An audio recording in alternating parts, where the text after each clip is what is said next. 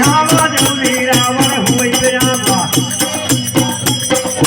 जौली रामा हुई बिहावा जौली रावण हुई बिहावा जौली लड़का लड़कियावा जौली रामा हुई बिहावा जौली रावण हुई बिहावा जौली लड़का लड़कियावा जौली रामा हुई बिहावा जौली रावण हुई बिहावा शादी की है सुगंध दिया वही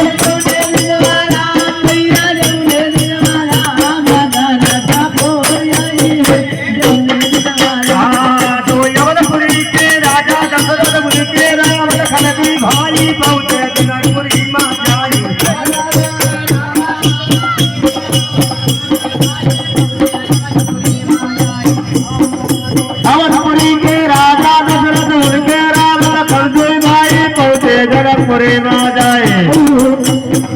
जनकपुरी के राजा